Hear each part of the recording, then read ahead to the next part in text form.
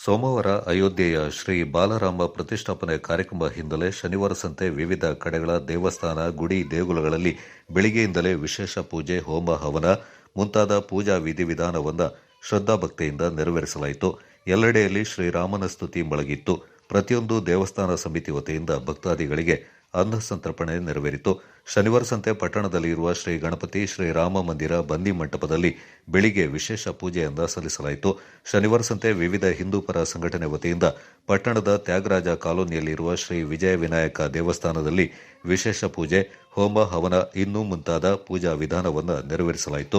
ಶ್ರೀ ಬಾಲರಾಮನ ಪ್ರಾಣ ಪ್ರತಿಷ್ಠಾಪನೆಯ ಪೂಜೆ ನೆರವೇರಿಸುತ್ತಿದ್ದ ದೃಶ್ಯವನ್ನು ಎಲ್ಇಡಿ ಮೂಲಕ ಭಕ್ತಾದಿಗಳಿಗೆ ವೀಕ್ಷಿಸಲು ವ್ಯವಸ್ಥೆ ಮಾಡಲಾಗಿತ್ತು. ಪ್ರಧಾನಮಂತ್ರಿ ನರೇಂದ್ರ ಮೋದಿ ಅವರು ಶ್ರೀ ಬಾಲರಾಮನ ಪ್ರತಿಷ್ಠಾಪನೆ ಕಾರ್ಯ ನೆರವೇರಿಸುತ್ತಿದ್ದ ಸಂದರ್ಭದಲ್ಲಿ ಭಕ್ತಾದಿಗಳು ಎದ್ದು ನಿಂತು ಕೈಮುಗಿದು ಶ್ರದ್ಧಾಭಕ್ತಿಯಿಂದ ಜೈ ಶ್ರೀರಾಮ್ ಅಂತ ಘೋಷಣೆಗಳನ್ನು ಮೊಳಗಿಸಿದರು.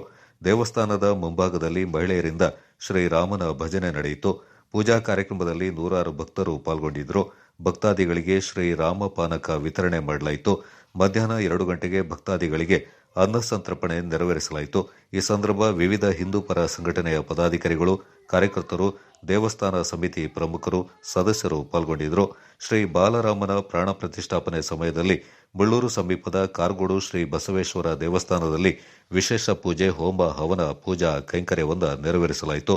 ಗ್ರಾಮ ಮತ್ತು ಅಕ್ಕಪಕ್ಕದ ಗ್ರಾಮಗಳಿಂದ ನೂರಾರು ಭಕ್ತರು ಪಾಲ್ಗೊಂಡಿದ್ದರು. ದೇವಸ್ಥಾನ ಸಮಿತಿ ವತಿಯಿಂದ ಭಕ್ತಾದಿಗಳಿಗೆ ಅನ್ನ ಸಂತರ್ಪಣೆ ನಡೆಸಲಾಯಿತು.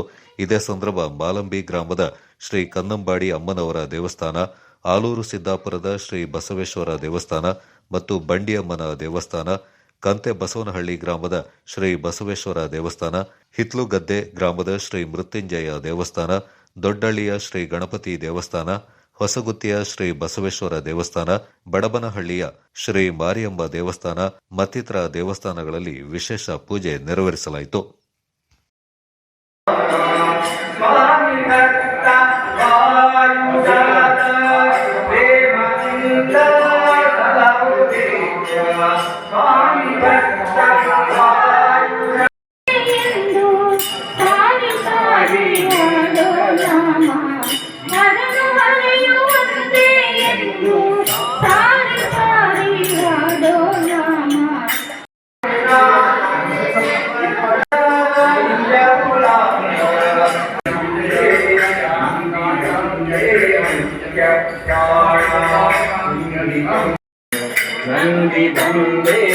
ನಂದಿ ಬಂದೆ ಮುಖ್ಯ ಪ್ರಾಣ ತುಂಬಿಕೊಂಡು